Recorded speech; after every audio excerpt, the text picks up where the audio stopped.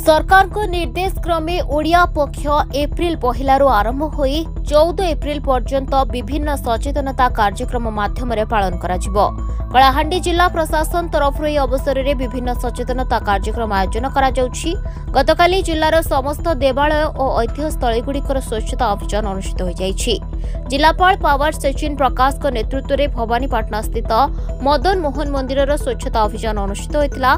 एथिरे अतिरिक्त जिलापाल तन्मय कुमार दरवान, उपजिलापाल प्रभात कुमार परिड़ा, निर्वाही अधिकारी पौरपालिका चिन्मय कुमार नायक, जिला संस्कृति अधिकारी विवेकानंद महानंद, प्रोग्राम ऑफिसर अंशुमान बाबू, समाजसेवी उत्सव साहू समेत मंदिर परिचालना कमिटीर समस्त सदस्य, विभिन्न विभागीय अधिकारी, स्वेच्छासेवी, गणमाध्यम प्रतिनिधि प्रमुख जोगदे स्वच्छता अभियान में सहयोग करथिले।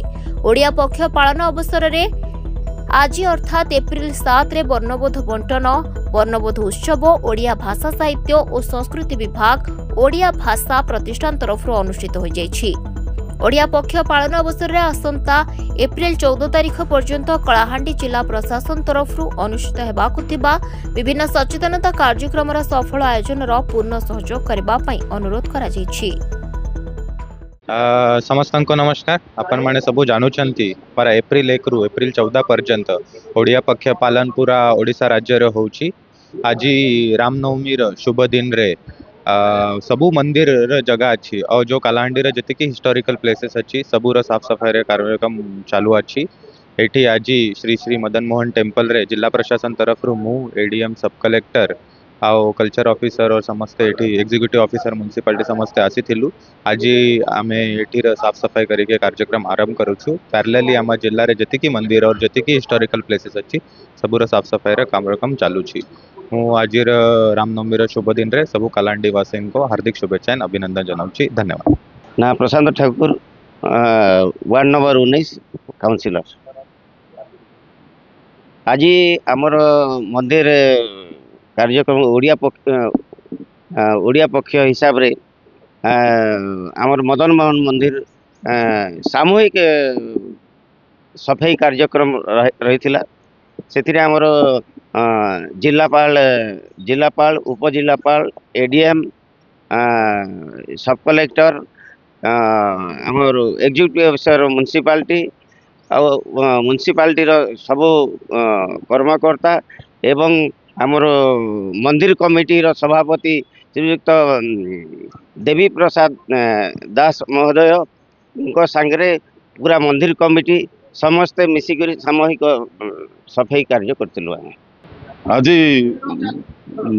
भारत सरकार तथा ओडिशा सरकार पक्षर आमर ओडिया पक्ष जिन चली 15 दिन धरिकी एथिरे आज जिला प्रशासन जनसाधारण पक्षर आमर ऐतिह्य देवालय एवं पुरातन देवालय मानकर आज सफाई कार्यक्रम निया। आज आम समस्त उपनीत होइतिलु आमर सर्वपुरातन आमर मदन मोहन मंदिर परिसर रे। एथिरे जिलापाल एडीएम उपजिलापाल एवं अन्य जिला अधिकारी माने समस्त उपस्थित थिले, जनसाधारण थिले एवं ए परिसर को संपूर्ण भाव रे आज समस्ते मिसे सफा सुतरा करी यार ऐतिह्य को तार अभिवृद्धि लगी समस्ते प्रचेष्टारत हेले, संकल्प नेले।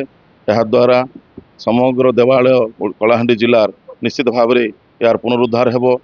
आमे आज माननीय जिलापाल को निवेदन करथिलु जे अन्यान्य देवालय माने जेपरि कि तारिणी मंदिर, सर्वपुरातन राम मंदिर ए सब परिसर को मध्य रिनोवेशन करा जाऊ एवं यार सफाई कार्यक्रम मध्य जिला प्रशासन तत्परता सहित कले समग्र जनसाधारण एथिरे सहयोग करिवे बोली आमे प्रतिश्रुतिबद्ध हेलु।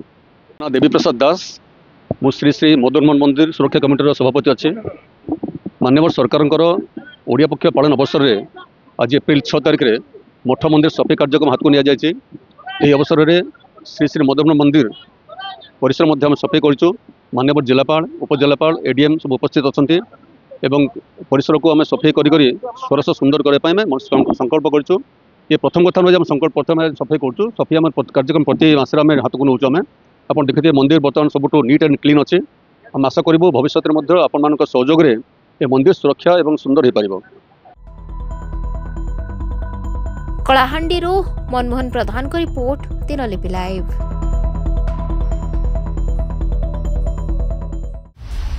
दिनलिपि लाइव को एबे ही लाइक शेयर सब्सक्राइब करंतु।